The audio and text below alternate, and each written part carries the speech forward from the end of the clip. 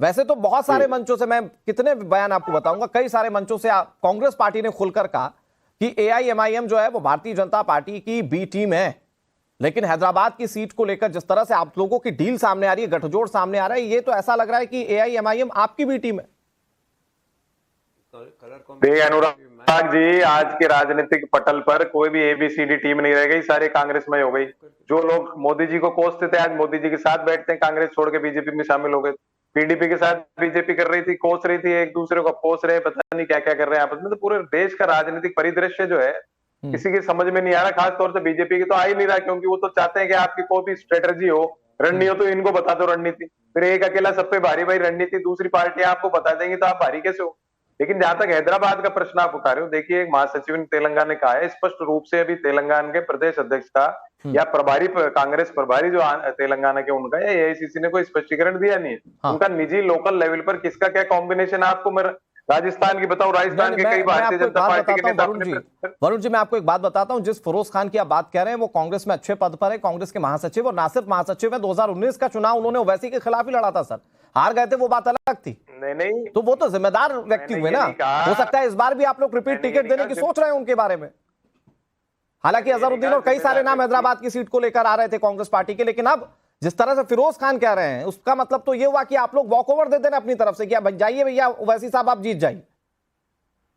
अनुराग सिंह जी, जब तक टिकट की पूरी डिक्लेरेशन नहीं हो जाएंगे, जब तक आप ये कैसे कह सकते हो टिकट अगर कांग्रेस कैंडिडेट मैं इसलिए ऐसा कह सकता हूं क्योंकि आपके महासचिव ये बात कह रहे हैं, वो कह रहे हैं कि हमें कॉम्प्रोमाइज करना पड़ रहा है।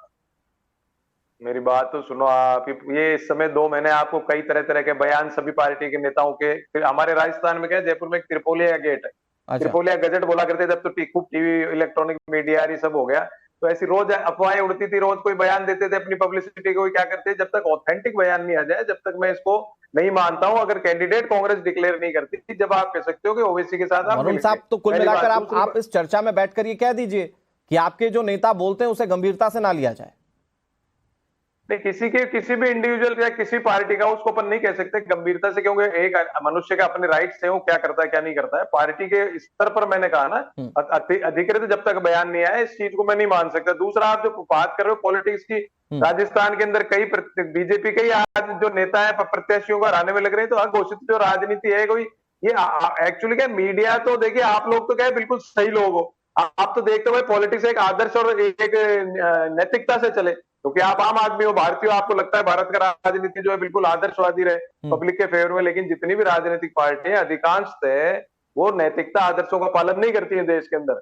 ये आपको मैंने भी उदाहरण दिया पीडीपी का, वो पार्टी, और आप तो कम से कम उन आदर्शों का पालन करेंगे। बहरहाल आप जो बात कह रहे हैं, मैं फिर से चाहूंगा कि आप इस बात को कहिएगा आगे जब मैं आपसे पूछूं कि आपके नेताओं के बयान को गंभीरता से ना लिया जाए। आदिल हसन साहब, चलिए वो तो नहीं मान रहे, उनके महासचिव खुलकर कह रहे हैं कि हम लोग करेंगे कॉम्प्रोमाइज, क्योंकि हमें ये करना पड़ेगा, बीआरएस को हराने के लिए करना पड़ेगा, क्योंकि बीआरएस हमें खत्म करने का सोचती थी, हमें उसे खत्म करना है। ये कांग्रेस पार्टी के नेता कह रहे हैं।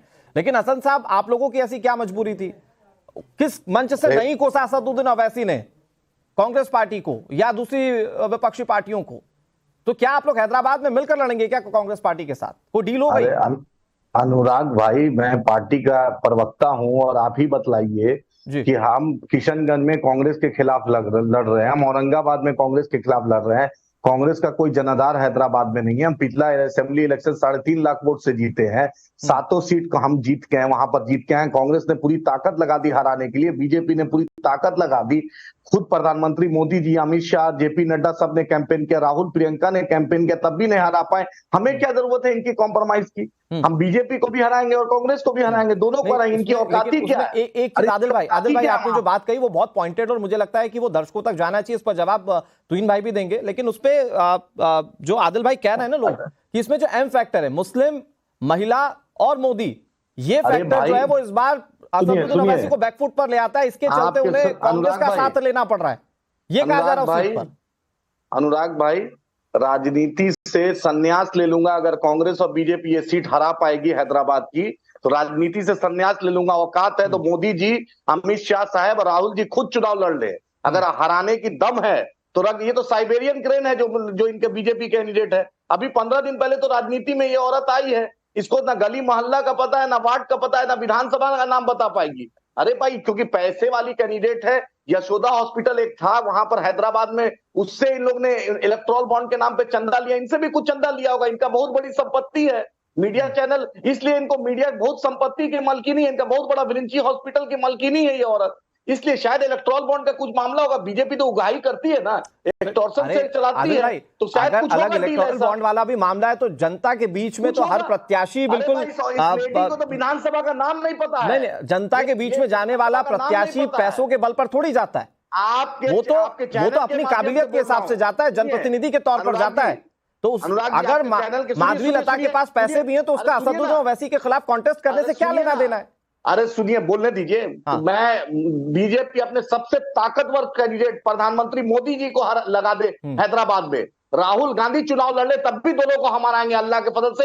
हैदराबाद की आवाम का भरोसा है। मतलब अगर कांग्रेस पार्टी जीती नहीं पा रही थी इसीलिए कांग्रेस पार्टी ने हथियार डाल दिया, कुल मिलाकर आदिल भाई आप ये कह रहे हैं? अरे कोई जरूरत नहीं है भाई, कहीं रेस में भी नहीं है। कांग्रेस 7 सीट पे हार गई, जमानत जब्त हो गया कांग्रेस का। और फिरोज खान तो बीजेपी का अलायंस में टीडीपी में 2009 में लड़ा है, उस पर केस है, बीजेपी हर उसको बुलाना चाहती है, बीजेपी बुलवाई होगी, ये बीजेपी बुलवाई होगी, अब छोड़ देगा पार्टी, देखिएगा कल बीजेपी में चला जाएगा। कांग्रेस के नेता है सर, बड़े नेता हैं, मतलब मुझे लग रहा है कि इस चर्चा में बैठकर आप कांग्रेस के महासचिव भाई, गली का नेता आज से बात चाहे आप चाहे वरुण पुरोहित जी। मैं एक मिनट आ रहा हूं आपके पास, ठीक है मैं आ रहा हूं आपके पास, आदिल हसन आ रहा हूं मैं। तुहिन जी ये इतनी सीधी सपाट बात है क्या जितनी इस वक्त बताने की कोशिश कर रहे हैं आदिल हसन की भैया हमारे तो आगे पीछे कोई नहीं है, तो हमें कोई फर्क ही नहीं पड़ता कांग्रेस पार्टी लड़े ना लड़े, जबकि दूसरी तरफ आप लोग ये कह रहे हैं कि जो माधवी लता है उन कंटेस्टेंट को देखते हुए या वहां के हालात को देखते हुए आज असदुद्दीन ओवैसी को कांग्रेस से डील करनी पड़ रही है। हम लोग को कोई जरूरत नहीं है। ठीक है तुहिन जी प्लीज, कर रहा हूं आपके सामने चैनल के माध्यम से बोल रहा हूं। ठीक है आपके चैनल का जवाब दे रहे हैं भाई। कांग्रेस पार्टी आज की वर्तमान, देखिए कांग्रेस पार्टी आज की वर्तमान मुस्लिम लीग है, तो कांग्रेस पार्टी और AIMIM का डील जो है उसका अर्थ यही होता है कि आज की मुस्लिम लीग और AIMIM के बीच एक समझौता होना, तो कोई इसमें बड़ी बात तो है ही नहीं। जैसे देखिए कांग्रेस पार्टी जो है आज जिस प्रकार से वो अपने मैनिफेस्टो में जग जाहिर कर चुकी है, आज कांग्रेस पार्टी के एक जनरल सेक्रेटरी तेलंगाना के अगर ये बयान दे रहे हैं तो उसको आप लाइटली नहीं ले सकते हैं। लेकिन आज कांग्रेस पार्टी को यह भी स्पष्ट करना पड़ेगा कि जो ये लोग धमकी देते थे इनके प्रवक्ता के 15% जो है मुसलमान, 15% जो है 85% पे हावी हो जाएगी, क्या कांग्रेस ये सब बयानों का समर्थन कर रही है? फिरोज खान ने इससे भी एक बड़ी बात कही है कि 6 लाख जो है इनके फर्जी वोटर है हैदराबाद में, और मेरे ख्याल से इलेक्शन कमीशन को भी इसका संज्ञान लेना चाहिए। यही बात माधवी जी भी बार बार कह रही है कि फर्जी वोटर्स का एक बड़ा रैकेट ये लोग चलाते आए हैं, तो मेरे ख्याल से जो ये दोबारा फिरोज खान ने भी कही है, इलेक्शन कमीशन को भी इस बात का संज्ञान लेना चाहिए। जी लेकिन तुहिन भाई वो माधवी लता को किसी भी तरीके से कंटेस्ट मान ही नहीं रहे अपने खिलाफ, वो कह रहे हैं कि चाहे कांग्रेस हो जाए चाहे भारतीय जनता पार्टी हो जाए इस बार हरा नहीं पाएंगे वो। देखिए पूरे देश में ये लोग घूम घूम के जो है चुनाव लड़ चुके हैं, हर जगह जो है ये इनको मुंह की खानी पड़ती है, हर जगह ये परास्त होते हैं। अब हैदराबाद एकमात्र ऐसी जगह है जहां की अभी भी जो है थोड़ा बहुत इनकी चलती थी, लेकिन आज पहली बार माधवी जी के आने के बाद ऐसा लग रहा है कि हैदराबाद से भी जो है इनका पैकअप होने वाला है, और असदुद्दीन ओवैसी जो है वो संन्यास लेने की